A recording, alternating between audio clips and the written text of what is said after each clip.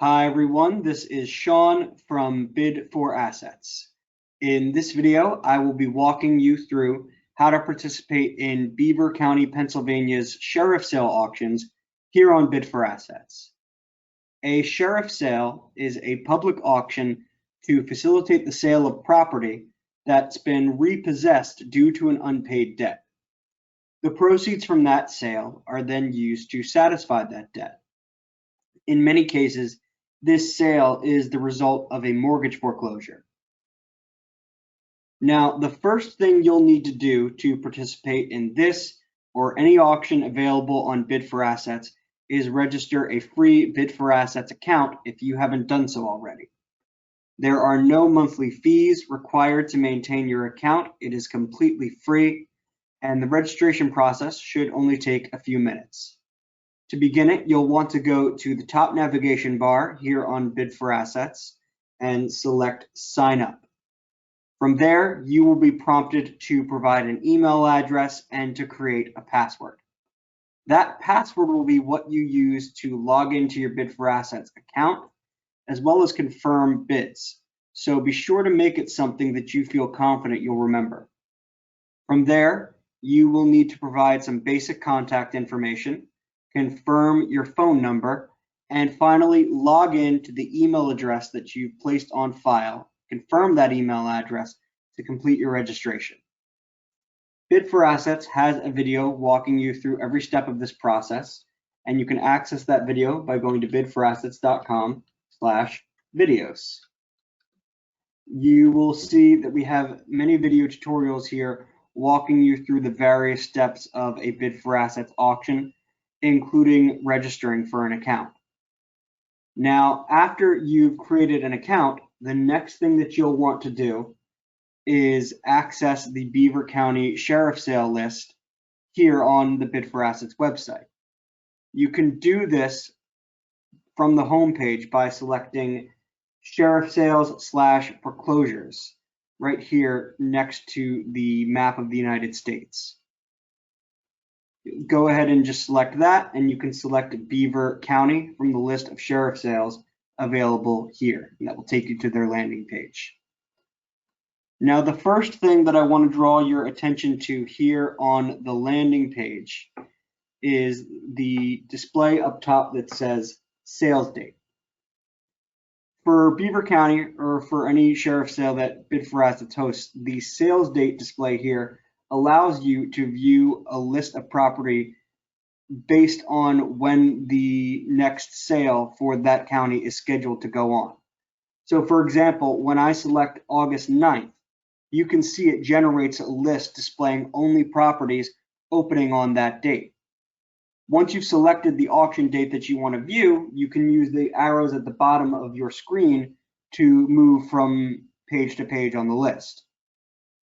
Some auctions might be marked as stayed or postponed. None here, but you might see that navigating the list. An auction that has been stayed has been canceled, while an auction that's been postponed is being rescheduled for a later date. Leaving the Show Available Auctions Only box checked will ensure that you only see auctions that are still scheduled to move forward. Now, it's important to remember that each auction date is treated as its own event and will have a deposit specific to that date. In other words, if you would like to bid on one or more properties in Beaver County's August 9th sale, you will only need to submit a single bid deposit, and that deposit will allow you to bid on all of the auctions that are scheduled for August 9th. If, however, you wanted to bid on another Beaver County auction scheduled for a separate date, let's say their September 13th sale, you would need to submit two bid deposits, one for the August 9th sheriff sale and one for the September 13th sheriff sale. Remember that while you need a separate bid deposit for each date, one deposit will qualify you to bid on every single auction available on that date. Another thing to note is that if you submit a deposit, but you end up either not bidding or not winning any property, you will have the option to transfer that deposit over to Beaver County's next sheriff sale. You can do this after the auction directly from your Bid for Assets account by going to the My Bid Deposit section. So how do we actually submit a deposit? Well, once you see an auction that you would like to bid on, you can go to that auction page. And one of the first things that you will see is an orange button that says, click here for deposit instructions. Bid deposits are typically required to qualify for any public auction that Bid for Assets hosts. They should be sent directly to Bid for Assets, and there are two methods for you to do this. They are certified check and wire transfer. Before you obtain instructions for submitting a bid deposit, note that you'll be prompted to provide your Social Security number in compliance with the U.S. Patriot Act, if this is your first time submitting a deposit with Bid for Assets.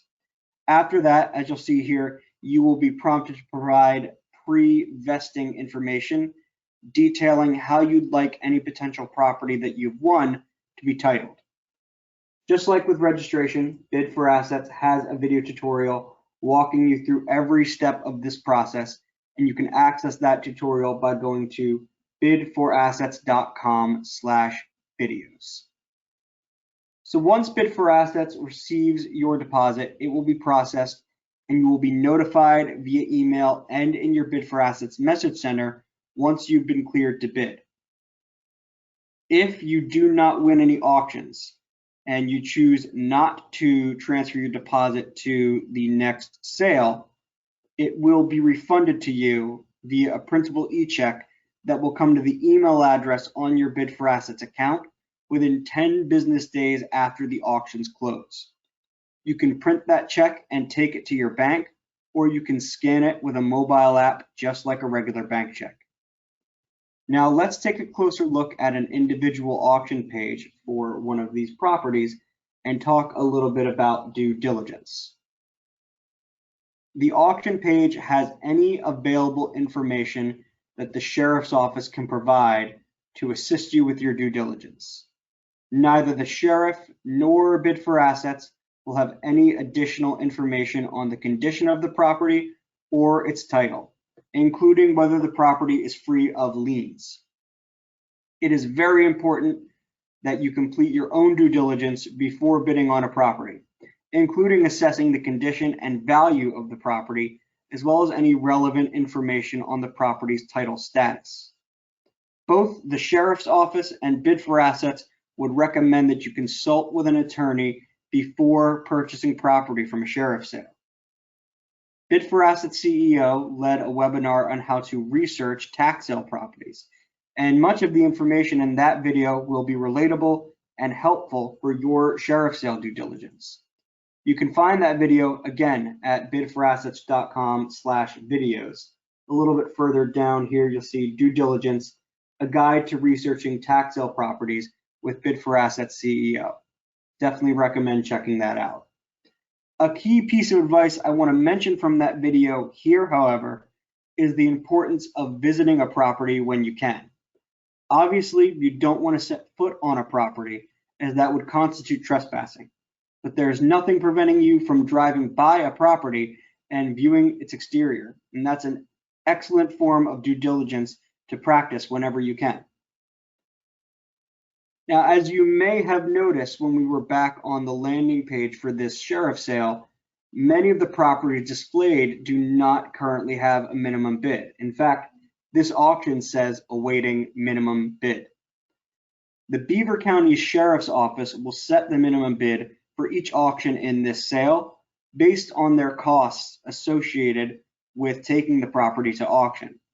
Now, in addition to this minimum bid, attorneys assigned to individual properties in the sale will also be factoring in their own costs and set what's called an upset price. And finally, each auction will have what's called a reserve price. The reserve price is a hidden amount that bidding must reach in order for the auction to result in a third-party sale. If the reserve is not met, then even if the auction has bids, nobody will win the property. If an auction's reserve is met, you'll see it indicated here on the auction page. This display right here will switch over from reading not met to met. The reserve price for these auctions will be a combination of the sheriff's costs and the upset price set by the attorney. You will not know what the reserve price is, but you will be able to see whether or not it has been met throughout the auction. Once again, here on the auction page, you'll see this display, and if the reserve is met, it will switch over and read met. Something to keep in mind when thinking about these figures and terms is that you should ideally try to know the maximum amount that you are willing to bid on a property before it opens for bidding, especially given that you will not know the reserve price for an auction unless it's actually met.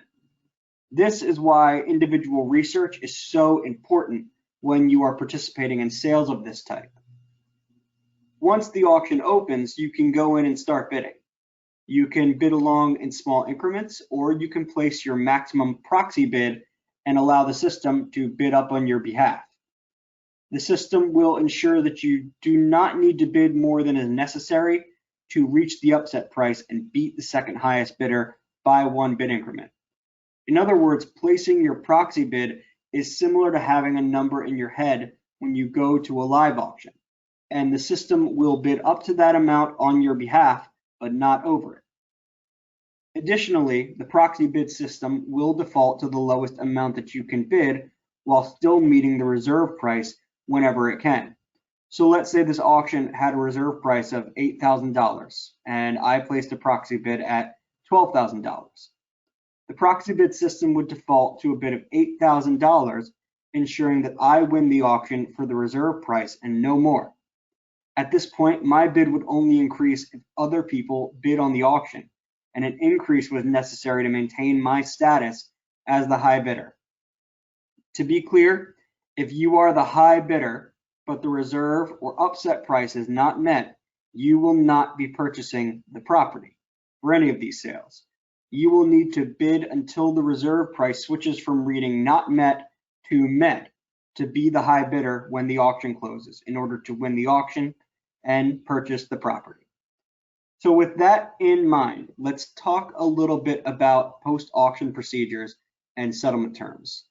An auction's settlement terms outline the amount of funds due and the timelines for payment in an auction.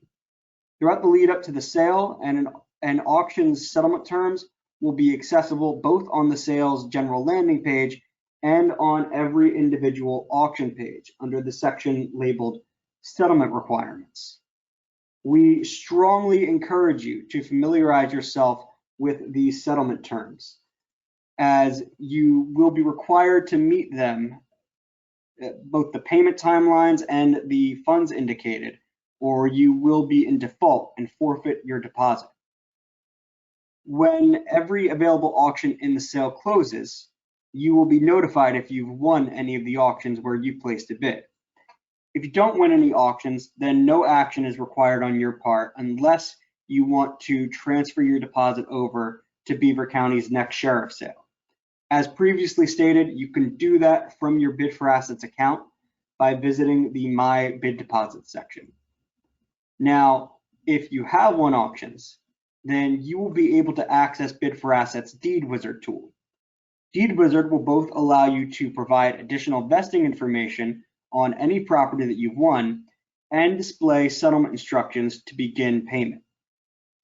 Once Bid for Assets receives the settlement funds and deed vesting or titling information from all winning bidders, it is all sent to the county, and at that point, the county will begin recording your deeds to complete the sale. So to recap some key points. To participate in Beaver County's sheriff sales on Bid for Assets, you are going to want to, 1, register a free Bid for Assets account. 2, visit the Beaver County Sheriff Sale landing page on Bid for Assets and select the date of the auction that you wish to bid in. 3, obtain deposit instructions and send your deposit for the auction or auctions that you wish to bid in. Remember, only one deposit is needed for each sale date. 4, thoroughly research the properties that you intend to bid on and place your bids when the auctions open. Additionally, read the auction's terms of sale and settlement terms ahead of time, and be sure that you have the funds ready to complete the sale on any auction that you win. 5, if you are a successful bidder, follow the instructions in your post-auction email to complete settlement. Again, sheriff sales can be complicated, so do your due diligence and consult with an attorney ahead of the sale. Bid for Assets is here to help with live customer service over 40 hours a week, so always feel free to reach out to us by going to bidforassets.com/contact. You can also obtain our contact information by going back to the top navigation bar here and selecting the Contact Us button. That will provide you with our customer service team's email address and phone number. Again, we encourage you to reach out to us at any time. Until then, we hope this video was helpful for you, and we wish you the best of luck in your next auction on Bid for Assets. Take care.